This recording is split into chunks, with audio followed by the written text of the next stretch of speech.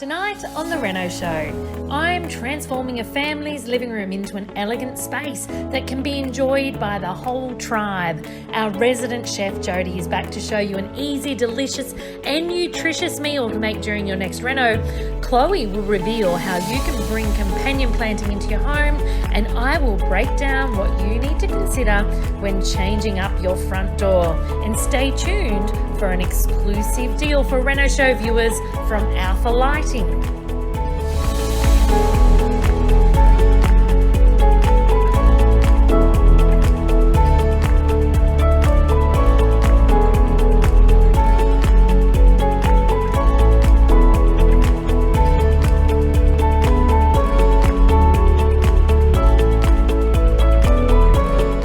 Well, today I'm in this massive family home, and this is their main living space. It's quite a huge space, but like many modern family homes nowadays, it has lots of windows and sliding doors onto outdoor spaces, which can make it really tricky to furnish. Now, the scope from this family is it needs to be super family friendly. There's a TV on this wall, a beautiful chandelier that I'm left to play with in the back, and I need to make it a space that all of the family, so at least 6, 7 or 8 people can sit down, enjoy the TV, but they really want that elegant style to it as well. So let's see what I can do. Now, in a space of this size, if we just plonk some lounges and coffee tables into here, it would feel really disconnected because it is so large, and we're going to need to float some of the furniture off the wall. So I'm actually putting in a giant oversized rug. So this is a 4 by 3 meter rug.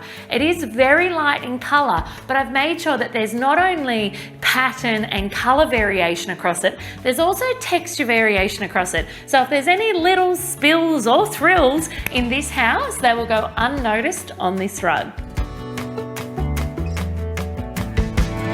Okay, so we've ticked off goal 1. We have this huge sectional corner lounge with a chaise in here. This should easily fit 6 to 8 watching the telly at the drop of a hat. But for me, the room's all a little bit below the waist. There's no interest on the walls, and without light, there is no life. So we need to get some beautiful lights, some functional tables, and some art on the walls next.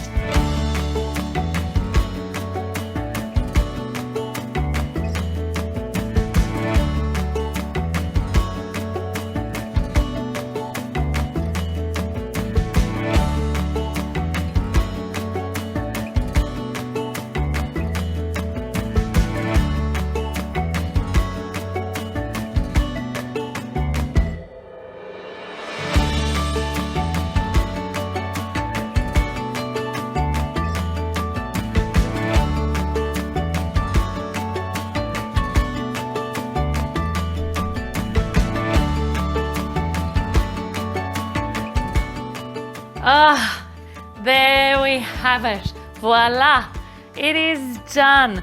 Cushions and all. This is a playful, fun space. Plenty of movement, plenty of color, a little dash of feminine. The perfect space for this family to relax and enjoy the summer ahead.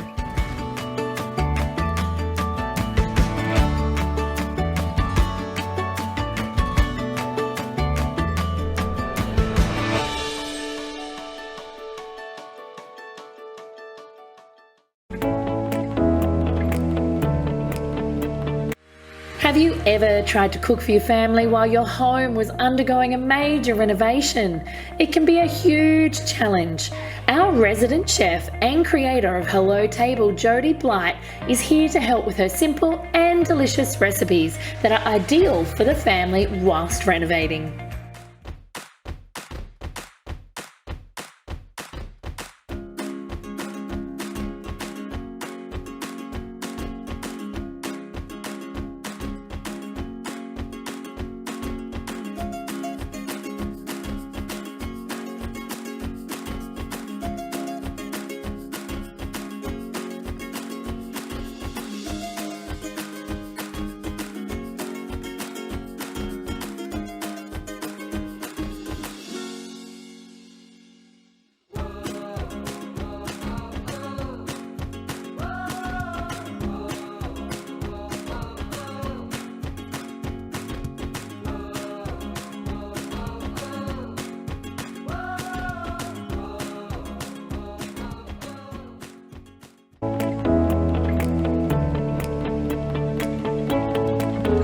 Now it's down to choosing the right front door for this project. Now there are quite a few things you need to think about. The first one is style. What style do you really want to be representing in your home? And this is a time where you really need to think outside the box. Get on Pinterest, get on Instagram, get online and check out some of the most amazing doors that are available to you right now. It's not just the traditional, really contemporary looking doors like this house already has. The second thing I want you to think about is security. Let's face it, our doors serve a purpose. So always make sure when you're choosing a front door, you're actually choosing a solid core external door.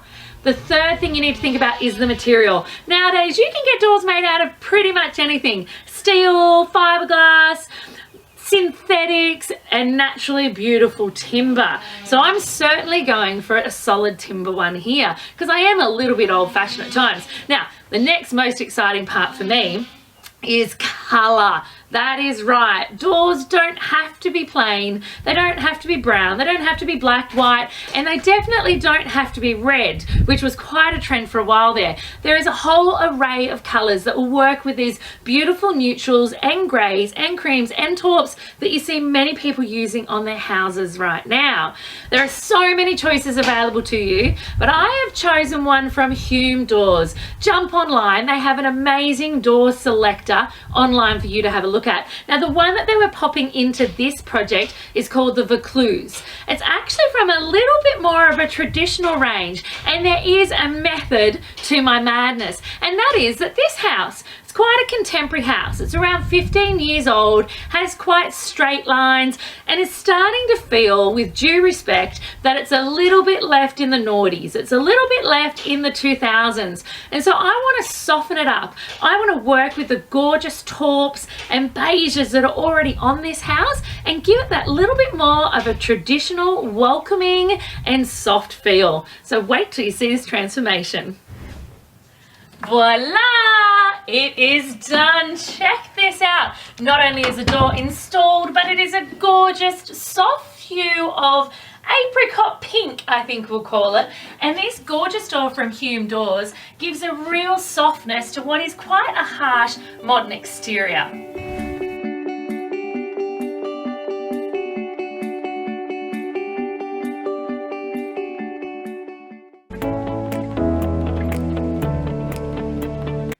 Today I am here with Chloe from the Greenery Sydney with a sad and sorry display of what used to be a beautiful feature pot. Chloe, these guys have seen better days. They may have, Naomi. Oh dear. Okay, so this literally is like hundreds of dollars worth of Sansevieria, mother-in-law's tongue, right? Yes. And I don't know the reason they're like this. It could be lack of water, it could be overcrowding. But what I do know is I need your help in getting these revived, because I'm all for restore, not replace, and I'm sure these have a little bit of life left in them. So what are the options? What can we do here? Okay, you definitely do have a lot of options. These can be pulled out and separated.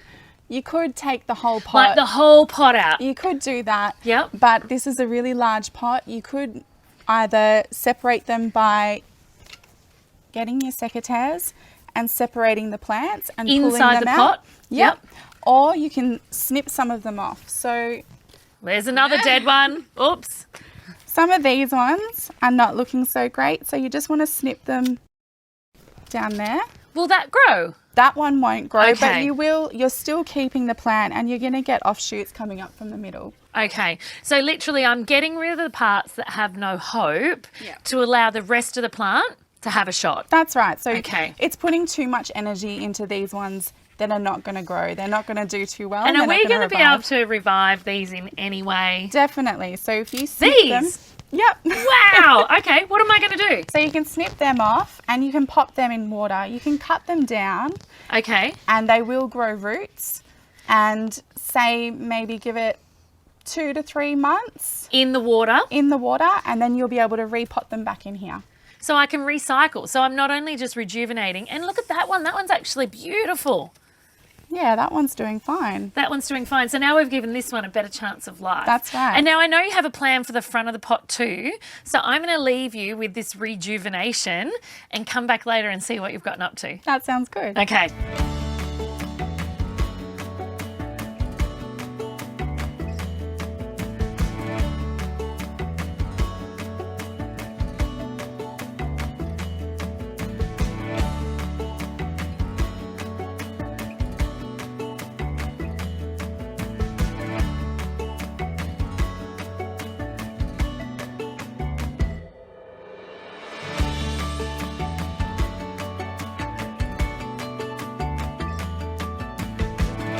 Well. My gosh, Chloe, what have you done? It's looking good.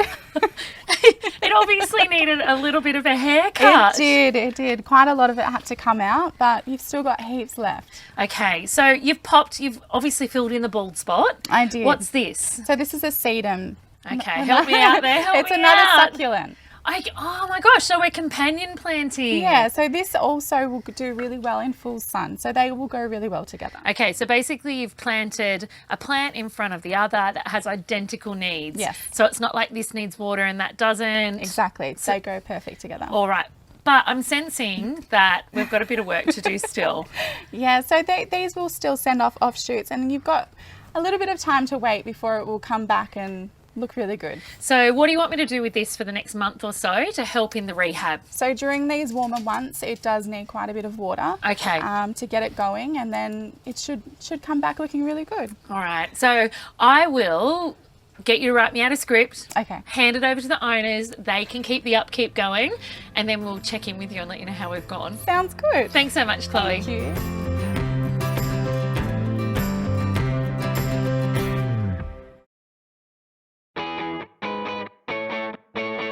Okay, we're going to get into the nitty-gritty of some of these rooms now, the big end of the market as far as the renovation budget is concerned. Absolutely. I'm assuming. Yeah, absolutely. But let's start with one of the big three, which is the bathroom. The bathroom. You know what? I had to be just like in the bedrooms. I had to be really clever in here.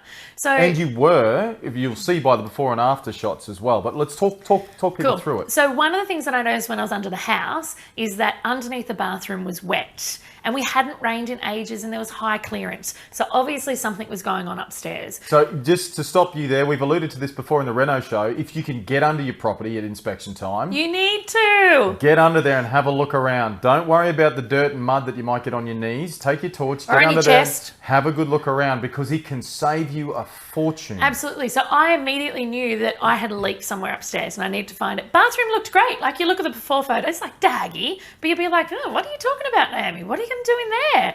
So I noticed though when I started drumming on the walls in the shower that I was able to push some of the tiles in. So we and out. had some movement on the walls. Absolutely. I had some movement on the walls. All my tiles were compromised, and obviously my membranes were compromised. And you could tell that from the inspection underneath. You could see the floor was wet. Regardless of what it looked like up there, I knew something was wrong. Okay. So golden rule is when you find something wrong in a property, you first need to find out why, you need to fix it, and then you can renovate. And it's important to note too that you didn't just write this property off as a fact that it had obvious water No, damage. I went bingo. Yeah, again, taking what other people would perceive as a negative Absolutely. and flipping it to being your advantage. So Because I know really that, you know, mum and dad home buyer would have come along and gone, oh my God, it's leaking. Oh my gosh, there's an asbestos roof. So I'm like, bingo, bingo, bingo. So what I needed to do though, I wanted to only do a part renovation on this bathroom because again, tiny, tiny budget, and we're going to get to the big dollar end of the renovation soon. Yep. And so what I was able to do in here was remove the shower screen. I sold it.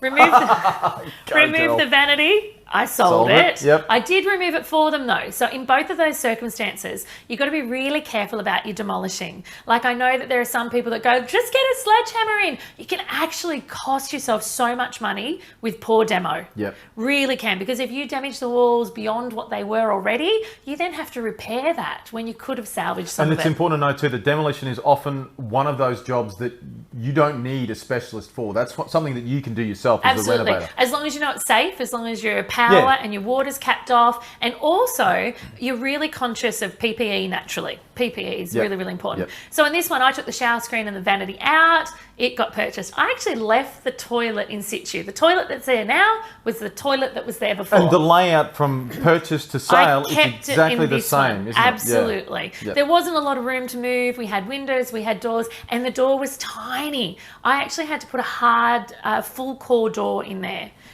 Which cost a fortune, but the door was damaged. I needed to replace it, and it was so small I couldn't use a hollow core because I would have cut into the cardboard basically. Yeah, and then the door's opening, part of that door, the wall that the door is on is part of the shower recess too, is it not? Yes, absolutely. So remove the shower screen. I had to remove the tiles off the walls that were already compromised. I had to get the entire bathroom waterproofed all over the floor and naturally in the shower cavity to bring it up to code so I could have my certificate certificate to pass on. Yep. Really, really important. Yep. I then retiled the floor, retiled those 2 walls inside the shower, new shower screen on, And wall hung vanity. So the good news I is... love that. Yes. The good news was I was doing work on the other side of that wall. And so what I was able to do is get bracings from the kitchen side. Oh, because you've taken the cladding off that side of the house, haven't you? Yes. So you've Well, got access in there to the... Well, no, it was in the kitchen. Oh. So I was able to retrofit to the back of that wall some supports for the Yep. wall hung vanity. Great.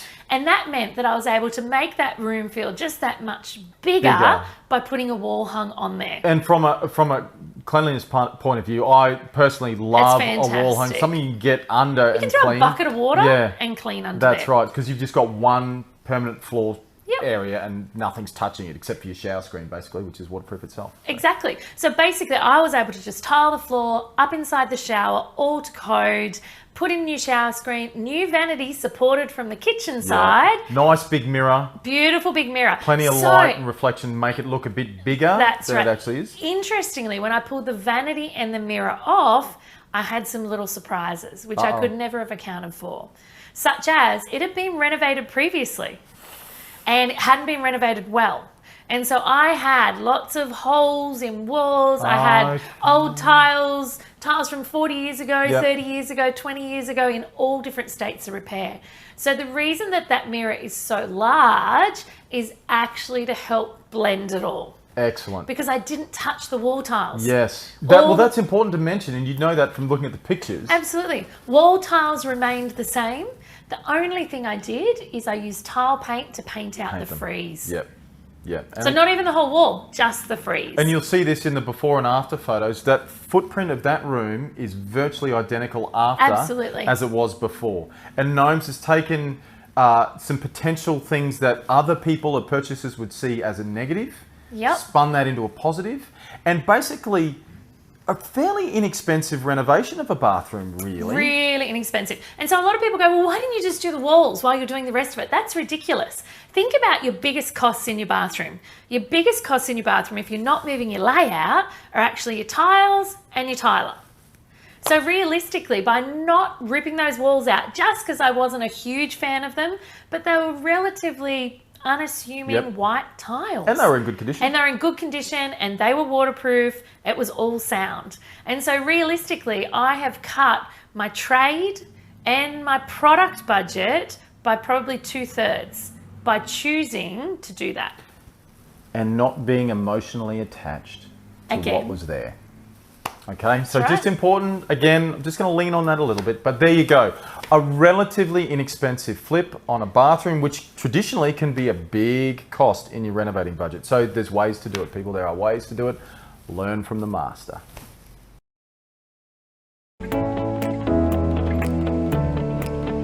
Hey, all you Reno Show viewers, for those of you who are crashing on and loving on this Eaton pendant light from Alpha Lighting, just like I am in this front deck makeover, Alpha Lighting have a gift for you all. So now you can secure this beautiful pendant light from Alpha Lighting for under $120 instead of $149, which is over a $30 saving, as well as a great deal on the beautiful exposed globe inside it. So those of you who want to take them up on this awesome gift, all you need to do is click the link in the description below to go straight to the deal.